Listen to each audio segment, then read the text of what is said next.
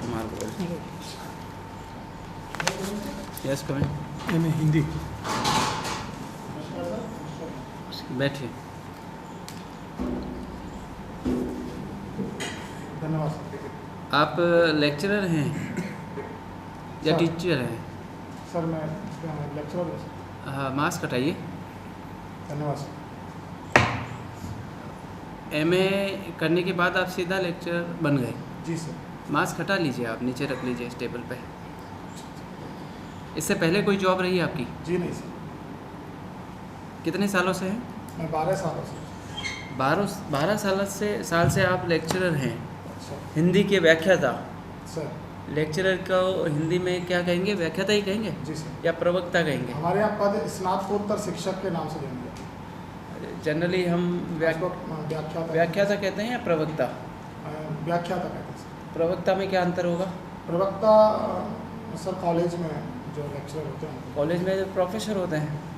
University में sir professor होते अभी कॉलेज की क्या स्थिति है? उसमें तो प्रोफेसर है, असिस्टेंट प्रोफेसर, एसोसिएट। हैं। जी सर। असिस्टेंट सहायक आचार्य उनको हिंदी में कहते हैं। तो आपके पास 3 शब्द हो गए, व्याख्याता, प्रवक्ता और आचार्य। जी सर। क्या अंतर कर पाएंगे इसमें? सर व्याख्याता जो किसी विषय की व्याख्या करता हो, सामान्यतः उस विषय की सामान्य समझ उसको हो और वो व्याख्या उसकी करने में सक्षम हो। तो इस 12वीं तक के विद्यालयों में जो फर्स्ट ग्रेड का पोस्ट होता है उसको व्याख्याता के सामान्य नाम से जानते हैं। दूसरा प्रवक्ता को लेकर जो सहायक आचार्य होते हैं, आचार्य वो होते हैं जिनको उसके विषय का संपूर्ण एक विशेष ज्ञान हो, एक विशेष परिधि होती है उनकी, उनका थोड़ा ज्ञान का लेवल भी ऊपर होता है, योग्यताएं भी उनकी अधिक होती हैं, तो वो आचार्य होते हैं। और यूनिवर्सिटी के जो कैंपस में जो होते हैं सामान्यतः जो मैं समझ पा रहा हूँ वो सब प्रोफेसर होते हैं। अच्छा, यानी प्रोफेसर और आचार्य अलग अलग है?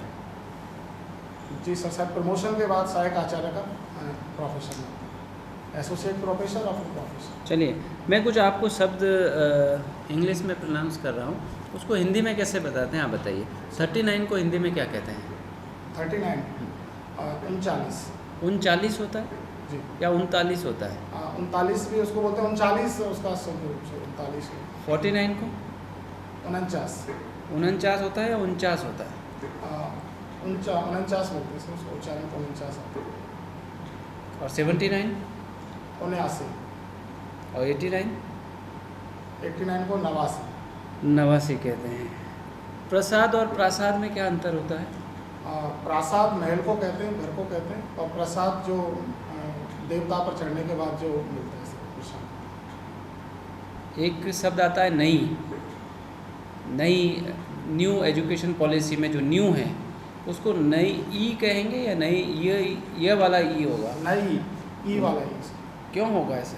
सर इसको लेकर के हालांकि एक मत नहीं है विद्वान, लेकिन वासुदेव नंदन की जो किताब है उसमें उन्होंने ये बताया है कि इसको ई जो उच्चारण है वो शुद्ध है ई की बजाय, और उसके लिए उन्होंने उसका बहुवचन के संदर्भ में एक उदाहरण देकर इसको समझाया सर। क्या उदाहरण है? उन्होंने बताया कि जिनका बहुवचन या से बनता है, जैसे चाहिए ए होता है, उसको चाहिए या पे लगा के बोलने की आवश्यकता नहीं है क्योंकि उसका शुद्ध रूप चाहिए होता है। इस तरह से उन्होंने 3-4 उदाहरण देकर से इसको समझाया। किसी भी ये शब्दावली के रूप में आप मुझे बताइए कि एक शब्द होता है लक्ष्य, एक होता है उद्देश्य, इन दोनों में क्या अंतर है? एम एंड गोल। लक्ष्य जो होता है सर वो सीमित होता है, टेम्परेरी होता है, और उद्देश्य शायद बड़ा होता है सर। शायद नहीं है तो एग्जैक्ट होगा, डेफिनेशन की बात कर रहा हूँ मैं। Sorry sir. ठीक है सर। आप व्याख्याता हैं हिंदी के, सर कौन से विद्यालय में? मैं केंद्रीय विद्यालय नंबर 1 प्रताप नगर उदयपुर में पदस्थ। केंद्रीय विद्यालय में कब हुई आपकी पोस्टिंग, कब हुई? मैं 2008 से 2008 से। हिंदी में आपने एमए किया है, कौन सी ईयर में एमए हुआ आपका? सर एमए कब हुआ आपका? एमए 2007 में मेरा कंप्लीट हुआ सर। 2007 में कंप्लीट हुआ। और बीएड कहाँ से हुआ? बीएड 2005 में सर मैंने कानपुर यूनिवर्सिटी उत्तर प्रदेश से किया। उत्तर प्रदेश से हुआ। ठीक है।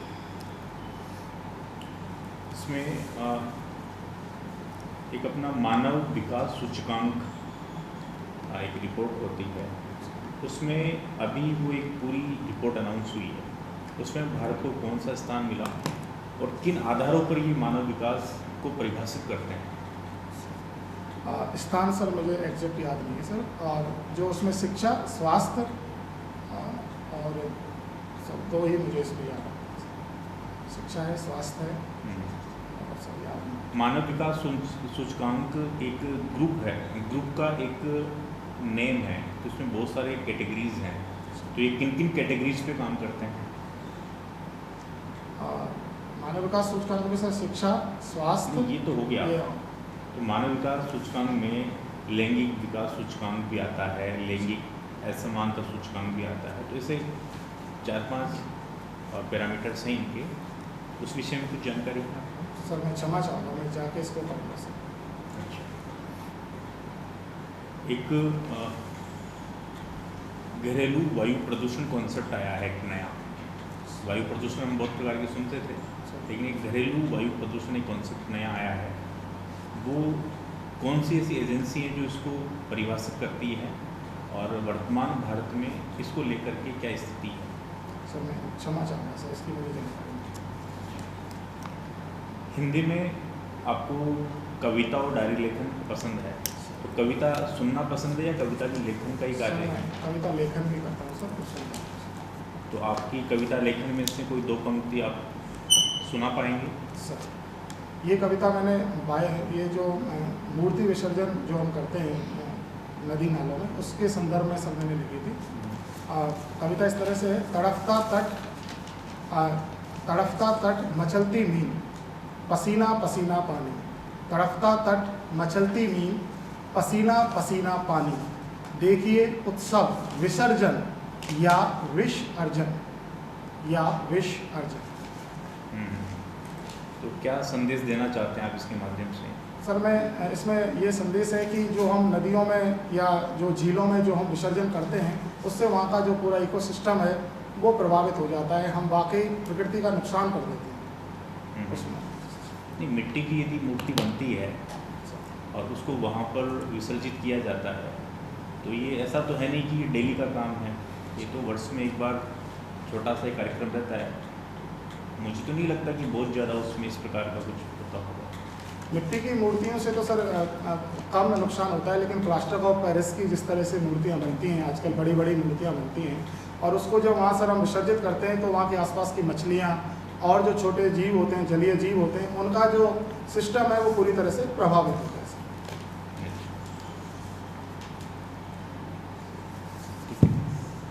मैं अच्छा, आपने एक ये इसके साथ कविता के साथ साथ डायरी लेखन भी लिखा है। डायरी क्या लिखते हैं? डेली डायरी मेंटेन करते हैं? हाँ जी, क्या मैं लिखते हैं? प्रतिदिन की जो भी घटना मुझे लगती है रोचक, उसको मैं लिखता हूँ। अच्छा, उसके अलावा मतलब उससे कुछ लर्निंग है या आगे का कुछ, अगले दिन हमें क्या कार्य करना है, इस तरह की बात नहीं है? नहीं, मैं भविष्य की प्लानिंग तो उसमें नहीं लिखता, लेकिन उस दिन का जो अनुभव है उसको मैं लिखता हूँ। अगर मुझे लगता है इसमें कुछ सीखने का है तो वो मैं उससे सीखता हूँ। अच्छा, अब आप इतने साल से 12 साल हो गए लगभग आपको टीचिंग में, तो अपना विषय पढ़ाते हैं वहाँ तो सिर्फ। अब विषय के साथ आप एक अधिकारी के रूप में अपने आप को कैसे देखते हैं? वहाँ एक सिर्फ विषय पढ़ाना होता है कुछ बच्चों को, ठीक है, और अब आपका कार्यक्षेत्र भी बढ़ जाएगा, तो वहाँ आप अपने आप को कैसे देखते हैं, या क्या आप ऐसा करेंगे कि जिससे आप अपने आप को सोच पा रहे हैं कि मैं एक सफल प्रशासनिक अधिकारी बन सकता हूँ? मैं विषय पढ़ाता हूँ वहाँ पर, लेकिन उसके साथ भी तमाम दायित्व हमें विद्यालय की तरफ से दिए जाते हैं, चाहे वो विद्यालय खेलकूद प्रतियोगिताओं का नेतृत्व करना रहा हो या कई बार बच्चों को मोटिवेट करना रहा हो। ऐसे तमाम समय में हम नेतृत्व की भूमिका में भी रहते हैं। प्रशासन में आकर के शिक्षक रहते हुए भी मैं ये सारे दायित्व बड़े अच्छे से कर सकता हूँ, क्योंकि इस तरह की ट्रेनिंग मुझे क्लास टीचर के रूप में एक नेतृत्व की मिल चुकी है। कई बार हम इंचार्ज प्रिंसिपल भी रहते हैं, तब भी हम इस तरह का नेतृत्व का गुण, सहयोगियों के साथ काम करने का गुण, इनको हम अपने अंदर देखते हैं। और मेरे दोस्त ऐसा बताते हैं कि तुम्हारे अंदर वो क्षमताएँ हैं कि तुम अच्छे से ये सारे काम प्रशासन के भी संभाल सकते। अच्छा, अब आप जिस संस्था में मान लीजिए वहाँ का आपको प्रधान बना दिया जाता है, तो आप वहाँ पे क्या ऐसे परिवर्तन करना चाहेंगे कि वो आपकी संस्था one of the best institute जो है उदयपुर के लिए भी हम मानते हैं कि जिसको आप उदयपुर की एक बेस्ट इंस्टीट्यूट में लेकर आ रहे हैं? मैम, केंद्रीय विद्यालय बहुत अच्छा वर्तमान में कर रहे हैं। अगर NCERT रैंकिंग देखें तो पहला नंबर केंद्रीय विद्यालयों का है, लेकिन इसके साथ सुधार की गुंजाइश सदैव रहती है। पहला मैं ये चाहूँगा कि कुछ गरीब बच्चे हमारे यहाँ पढ़ते हैं, लेकिन एज पर रूल हमें उनसे फ़ीस लेनी पड़ती है। तो हम कोई ऐसी व्यवस्था कर सकते हैं कि उनकी फ़ीस या तो हमारे जो एक्स स्टूडेंट्स हैं वो जमा कराएं, या हम समाज के माध्यम से, या सरकार भी उसमें हमें कुछ मदद करे। तो क्योंकि ऐसी कोरोना काल में हमने स्थितियाँ देखी। साथ साथ इंफ्रास्ट्रक्चर स्कूल में तो बहुत अच्छा है, लेकिन विद्यार्थी जो पढ़ने आते हैं वो कई चीज़ों की चुनौतियों का उन्हें सामना करना पड़ता है। तो मैं चाहूँगा कुछ ऐसी स्कीम्स भी हम विद्यार्थियों को लाएं ताकि वो उनका लाभ उठा सकें। एक मिड डे मील जैसा कार्यक्रम भी केंद्रीय विद्यालयों में भी चलाया जाना चाहिए, क्योंकि वहाँ पर भी इस तरह का एक अच्छा सुझाव हो सकता है। अच्छा, इसी तरीके से आपको मान लीजिए जिस क्षेत्र में भी आपकी पोस्टिंग होती है वहाँ पे भी आपका मेन फोकस अगर शिक्षा का क्षेत्र या शिक्षा का स्तर बढ़ाना रहता है, तो उस क्षेत्र के हिसाब से आप क्या कार्य करेंगे?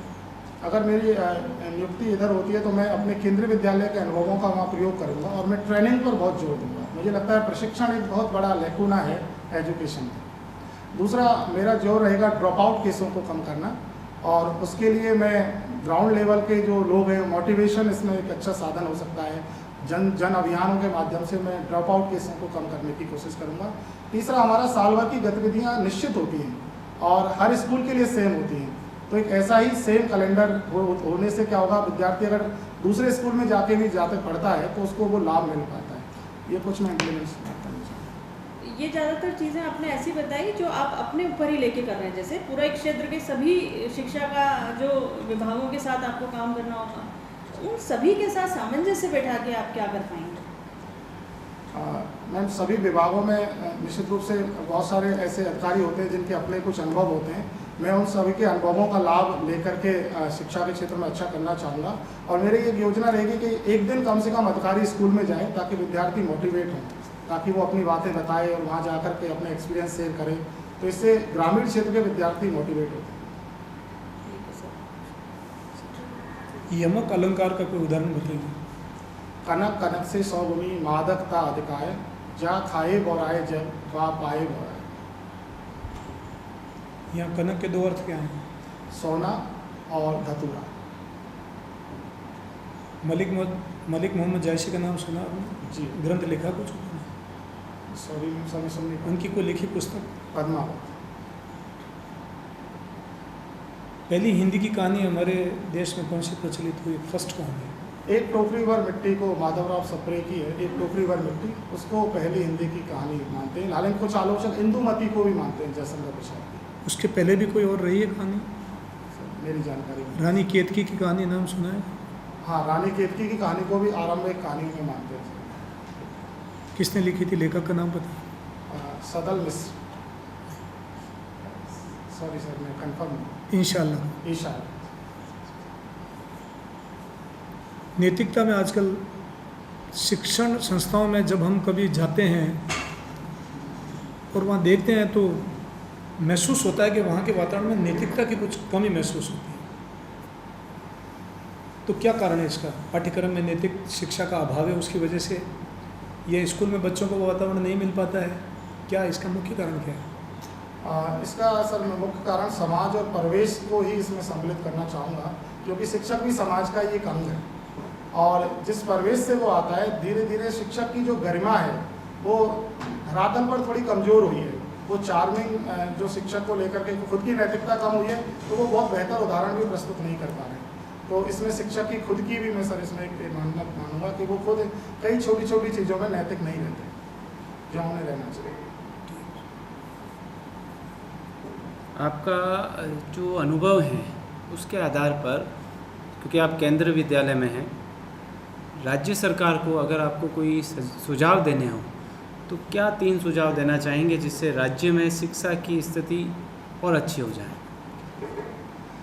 मैं चाहूँगा सर कि सरकार क्लस्टर योजना जो शिक्षा नीति में घोषित की गई है उसको इम्प्लीमेंट करे। वो एक बेहतरीन योजना है जिसके माध्यम से आसपास के स्कूल के रिसोर्सों को साझा किया जा सके। दूसरा, प्राइवेट और पब्लिक जो दोनों स्कूल्स हैं, हमारे सरकारी और प्राइवेट स्कूल हैं, उनका कोलैबोरेशन बेहतर होना चाहिए ताकि एक दूसरे के संसाधनों का वो बेहतर ढंग से प्रयोग कर सकें। और एक समान नीति बननी चाहिए सिलेबस को लेकर के, पाठ्यक्रमों को लेकर के। और सरकारी कर्मचारी निश्चित को कंपलसरी होना चाहिए कि वो अपने विद्यार्थी बच्चों को सरकारी स्कूलों में पढ़ाएं। ताकि उनका गुणवत्ता सरकारी विद्यालयों की भी सुधर सके। भाषा का माध्यम कौन सा होना चाहिए, कौन सी भाषा होनी चाहिए? शिक्षा का माध्यम प्राथमिक स्तर तक मातृभाषा को नहीं से समझना, यही होना चाहिए। राष्ट्रीय शिक्षा नीति भी यही कहती है। लेकिन उसके बावजूद जो है राजस्थान सरकार महात्मा गांधी विद्यालय और Swami Vivekananda model school English medium में खोल रहे हैं, तो फिर वो गलत कर रहे हैं। सर नई शिक्षा नीति एक सुझाव देती है कि मातृभाषा में शिक्षा होनी नहीं, मैं तो चाहिए। आपका दृष्टिकोण जानना चाह जी, रहा नहीं, हूँ। मैं आपने कहा है गलत नहीं कि मानता सर, प्राथमिक स्तर, क्या कहना चाह रहे हैं आप? गलत हैं? गलत नहीं मानता। गलत नहीं मानते हैं, लेकिन आप एक तरफ तो कह रहे हैं कि प्राथमिक स्तर तक तो हमें हिंदी या मदर टंग के रूप में ही करना चाहिए, तो फिर इस हिसाब से तो इनका ये निर्णय ठीक नहीं है। और ये तो आगे भी प्लान कर रहे हैं कि सभी ब्लॉक के बाद सभी गांव के मुख्यालय पर महात्मा गांधी जैसे अंग्रेजी मीडियम स्कूल खोले जाएं, तो फिर आपके हिसाब से तो गलत हो गए। सर विवेकानंद स्कूल 6वीं क्लास से शुरू होते हैं और शिक्षा नीति 5वीं क्लास तक के लिए मातृभाषा की बात करती है। महात्मा गांधी स्कूलों का जो संबंध है ब्लॉक लेवल पर सर ऐसी आवश्यकताएं होती है कि कुछ लोग अपने बच्चों को इंग्लिश मीडियम में ही पढ़ाना चाहते हैं और उनकी कुछ बच्चे इंग्लिश मीडियम में ही पढ़ना चाहते हैं, तो उनका ये अधिकार है कि वो जिस माध्यम में चाहें पढ़ सकते हैं। तो उनके सुविधा के लिए 1-2 स्कूल ब्लॉक पर अगर अंग्रेजी माध्यम के हों तो मैं इसको सर बहुत शिक्षा नीति का विरोध ही नहीं पाता। राष्ट्रीय शिक्षा नीति जो नवीन नीति है उसकी 2 कमियां बताइए। शिक्षा नीति में इम्प्लीमेंटेशन से संबंधित मैं चुनौतियां देखता हूं सर, जैसे कि मातृभाषा को ही अगर हम लें तो उसके लिए मैं इस ड्राफ्ट को पढ़ा है आपने? जी सर मैंने ड्राफ्ट उसकी 2 कमियां बताइए। सर ड्राफ्ट तो आदर्श स्थितियों में ही तैयार होता है, मैं उसकी चुनौतियां इम्प्लीमेंटेशन में ही है सर, उसमें जितनी भी चुनौतियाँ जैसे तो आप मानते हैं जो ड्राफ्ट तैयार हुआ है वो परिपूर्ण है? हाँ ड्राफ्ट में तो सर कोई चुनौतियाँ मुझे ऐसी दिखती नहीं, खामियाँ नहीं। ठीक है, okay, all the best. Thank you sir, बहुत बहुत धन्यवाद। धन्यवाद। बैठिए।